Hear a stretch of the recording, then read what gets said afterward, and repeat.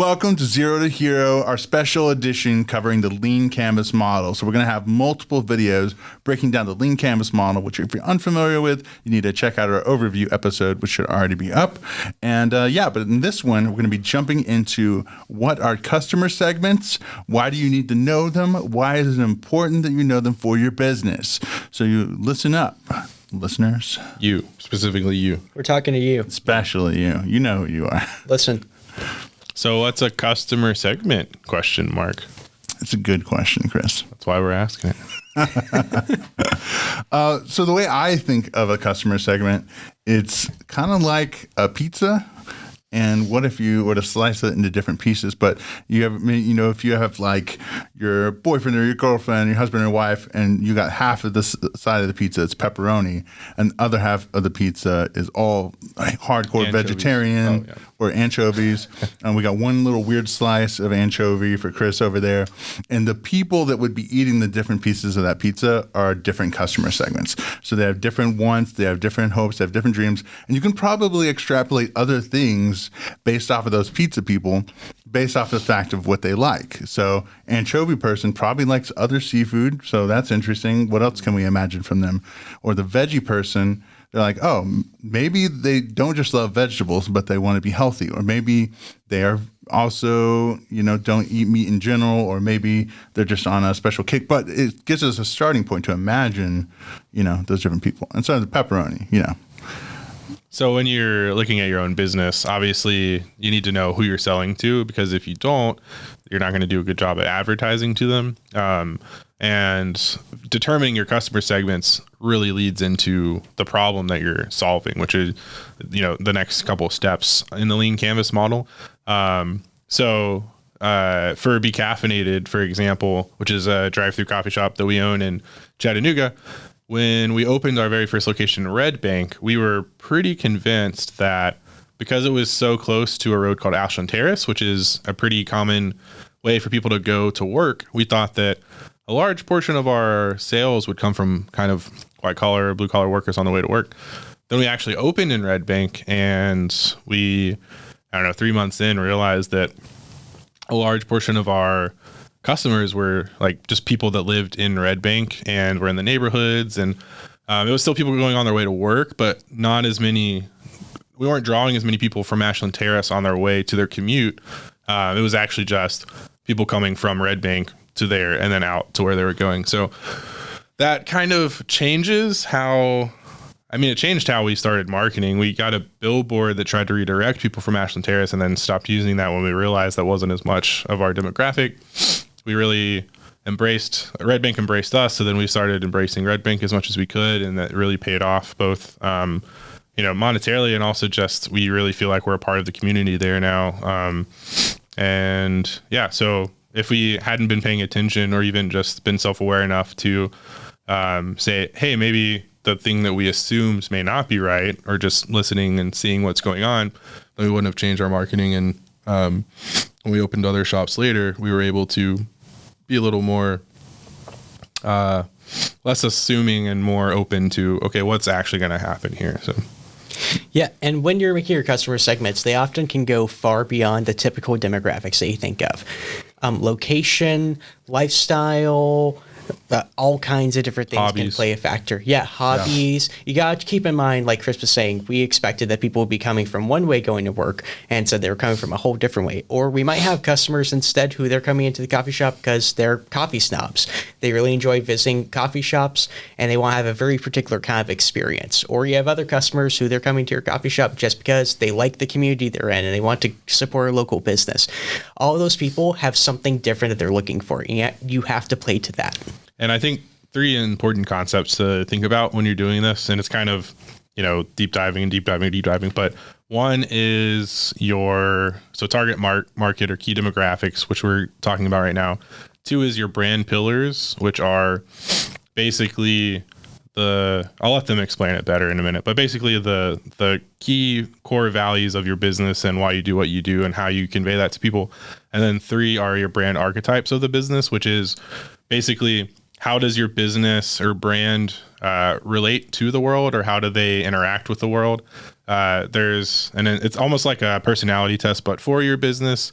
We did a seminar on it way back when, but so yeah, I think Myers-Briggs or Enneagram, but for a business. So are you the hero? Are you the jester? Are you the adventurer? And how does that change how your brand interacts with other people? Yeah, And so, so the I'm- combination of those helps. Yeah, so I'll jump in. For those of you who have never heard the brand archetypes and aren't going to go look further into that, the really short version is like, let's zoom back into Be Caffeinated over in Red Bank, and with the realization that, oh, we're really connecting with Red Bank people, not other people that are passing through Red Bank. So that right there starts to give you your demographics of people, and that's like really helpful. But changing that marketing to be flavored in a different way with a different personality could really make a difference too within those people. So for instance, are we going to be really silly with how we market to the people in Red Bank, or are we going to be a lot more like professional, like this, you come get this cup of coffee and it'll help you grind through the day and, be successful? That's a different flavor than, hey, have a fun, happy day and come get some coffee. Very different flavors. And some people like to be marketed to in different ways, just like in real life when we talk to people.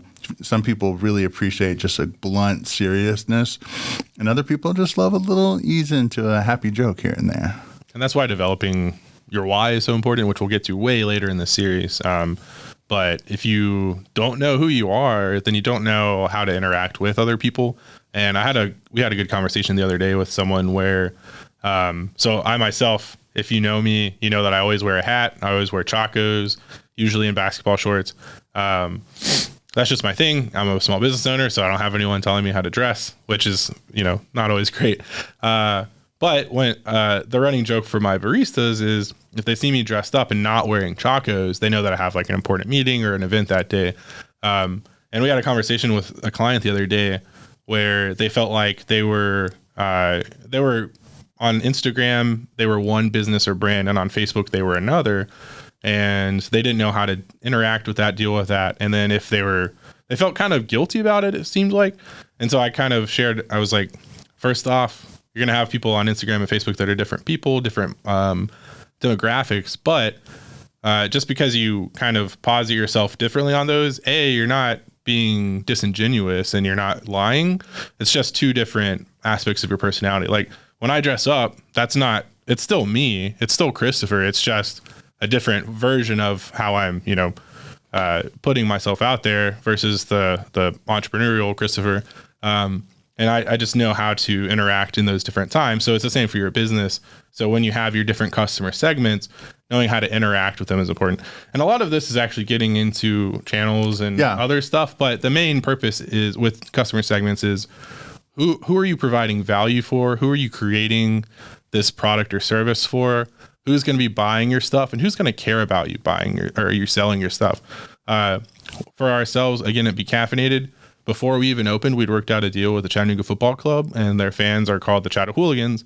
And we made a deal with them where a portion of our proceeds from the Chattahooligan drink that we sell goes to their nonprofit Operation Get Active. And it's because we knew that, A, I love soccer, so I was like, if I can get it into my business, that's awesome. And B, we knew that a lot of those fans would end up being some of our best supporters because they're in the same group of people that we wanted to target to. So by doing that, we had staunch day one supporters from the get-go, people that have been coming for the entire 3.5 years we've been open. So yeah.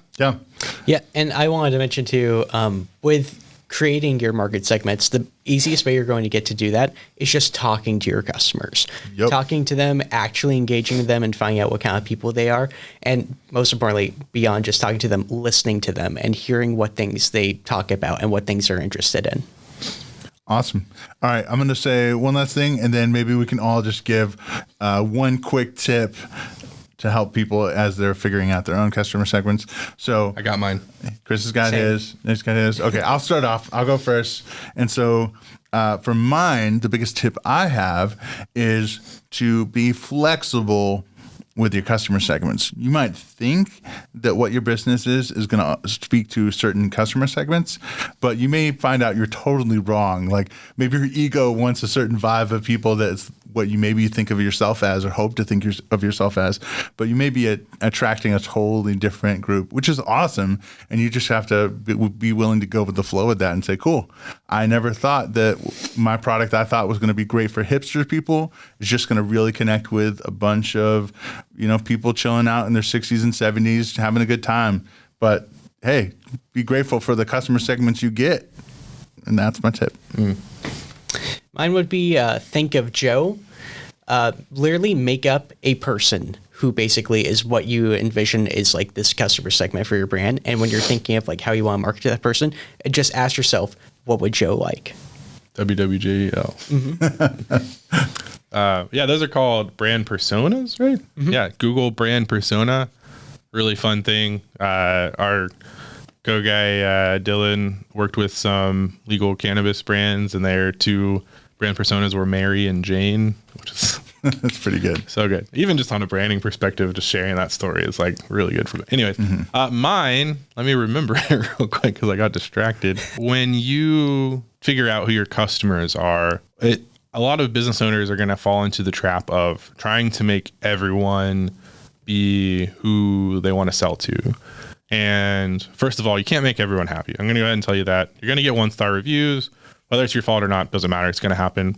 Also, not everyone's going to like your thing. And a lot of the best brands in the world are very divisive. And it's not that they're controversial. It's that they're divisive. It's you either really like them or you really hate them. And that's usually a good thing. We try not to be, really hate. But we have a lot of people that really like us. But at first, we spent a lot of time trying to convert the non-believers that were staunchly opposed to the idea or whatever. And I would argue, instead of wasting all of that energy on them, like just take all of that money, time, and energy that you were thinking about investing them, and then put all that in your biggest fans and biggest supporters and your day one supporters and the people that show up every day for you, the people that buy your merch when it comes out, all of that. Put that money, time, and energy towards them, and it's going to go 10 times further because they're going to keep being your brand ambassador. They're going to keep telling their friends about you. They're going to, advertise for you word of mouth, and you're not going to convince the non-believers. Some you might, but even then it's going to be one of those relationships where it's like the second you say something they don't like, they're gone. That's not worth it. It's a toxic relationship. You don't want that. But with the people that are always there for you and always like believe in you as a business and as an owner, like invest in them and they'll reciprocate more than you give. So yeah, that's my final tip. Yeah, that's a great one. To call back and end on the analogy we started with, it's a really big pizza. It's really So big pizza. Really take your big. slice and be happy with it. Yeah. And everyone likes different crusts and cheeses and sauces and toppings, and like someone's going to be just as happy with their slice from another pizza shop as the slice that we try and give, and our pizza is not made for them because they like a different type or whatever, and that's okay. And there's so much out there. I mean, just in Chattanooga, there's over 300,000 people in the metro area. Even let's do the math on that real quick. So 300,000 people, 1% of that is 3,000. Can you support 3,000 people a day at your business? No. I mean, like, so 1/10% is 300 people. Like that's good. So, I mean, even if there's 100 coffee shops in Chattanooga, you're probably good. So abundance mindset. There's two things in this world that make me really hungry. Talking about mixed metaphors, talking about pizza. So to close this starving. episode, we got to close it up because I just got to go get some pizza. All right. Thank you so much for listening. This has been Zero to Hero with your Hive Think boys. We'll see you in the next one. We're going to talk about problems. What's your problem, yo? Got a problem. Hey, Hey,